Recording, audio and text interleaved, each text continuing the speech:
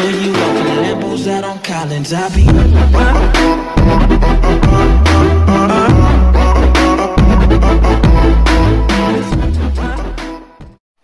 In this, let us see first about orbital mechanics based on the satellite. That is, coming to the introduction, we know that every satellite revolves around the Earth in a prescribed path known as orbit. A satellite, to maintain its orbit, that is, to maintain its path around the Earth, it should balance the forces acting on it. That might be an inward force, that is due to the gravity of the Earth, which is known as a centripetal force in general mechanics, and a force outwards, that is F inwards, which is towards Earth due to the gravity of the Earth, and outside the Earth, that is due to the centrifugal force that is acting on it due to the other satellites or stars or some other bodies, interstellar bodies acting on it. And to maintain the orbit, we have already discussed, it should be balanced, that is F in should be equal to F out. Then centripetal force will cancel the centrifugal force, then it will maintain its path. We know that force on an object is equal to the product of its mass and acceleration. Acceleration can be defined as change of velocity with respect to time, that is F is equal to ma. Now let us derive the force equations for centripetal, that is inward force, and centrifugal, that is outward force. Now let us think about centripetal force, that is acting towards the Earth, that is attracting the satellite towards the Earth due to the gravity. We know that F can be represented as mass into acceleration. We know that an acceleration that is inwards towards the Earth can be represented as mu by r square, where mu is a Kepler constant which defines the gravitational constant of Earth into mass of the Earth. This constant value could be represented as mu is equal to 3.98 into 10 to the power of 5 kilometer cube per second square, where g is the Earth's gravitational constant and me is the Earth's mass. So this could be written as F in is equal to mass into g into gravitation into mass of the Earth divided by r square, that is radius. And this could be represented in the vector form as adding the r quantity, that is unit vector of r, that could be derived as r vector by r. Finally we can write F in vector, which is equal to minus times, which is because this is acting towards the Earth. This is acting towards the Earth, so we keep a minus sign for it.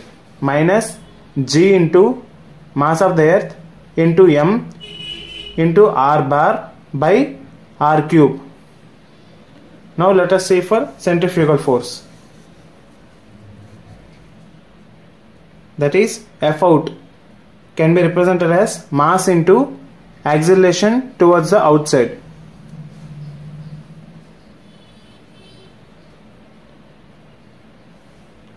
The inward vector, that is F out is equal to mass into acceleration can be defined as velocity square by radius, that is v is equal to orbital velocity of the satellite in its path. So this could be written in the vector form as by adding r quantities, that is acceleration. We have already discussed that r is the change of velocity with respect to time. So a is equal to change of velocity with respect to time. By double derivating it, we could write d square r by dt square. So F out is equal to m into d square r by dt square in vector form. For further calculations, let us define these equations as equation 1 and equation 2. Now let us find some of the main orbital mechanic terms as velocity and time period of a satellite that is orbiting around the Earth in its orbit. from the equation 1 and 2, that is F in is equal to F out. We have already discussed that to maintain its path in its orbit, the forces should be balanced. So F in should be is equal to F out. So we have already calculated F in and F out. So by calculating we can write that mu by r square is equal to v square by r, deleting the masses as the mass is constant. So we could write v is equal to square root of mu by r, where mu is a constant and depends only on r, where mu is a Kepler constant. So finally we can write as orbital velocity of a satellite is equal to square root of mu, that is Kepler constant, divided by radius. From these we could find one more term, that is orbital time period of a satellite revolving around the Earth. We know that omega is equal to 2 pi f. F can be represented as inverse of time. So we could write as omega is equal to 2 pi by t, where time is equal to 2 pi by t. We know that in a circular orbits, rotating orbits, v is equal to r omega. So we can write omega as v by r. So by substituting this in the t is equal to 2 pi by omega, we could get t is equal to 2 pi r by v. As we have already calculated the velocity, so that is v is equal to mu by r, let us substitute it. T is equal to 2 pi r by square root of mu by r. By bringing this term to the up, we could write as t is equal to 2 pi r square root of r by square root of mu, which could be represented as, by taking this square root term to this side, we could write as t square is equal to 4 pi r cube by mu, which is orbital period. The orbital period is nothing but the time taken by a satellite to complete one of the revolution in its orbital path.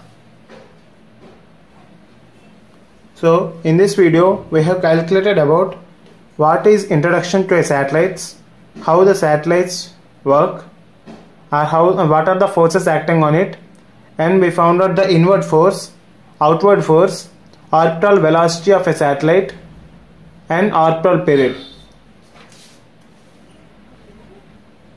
If you like this video, like, share and subscribe to Everything You Need, and share to your friends whoever need this.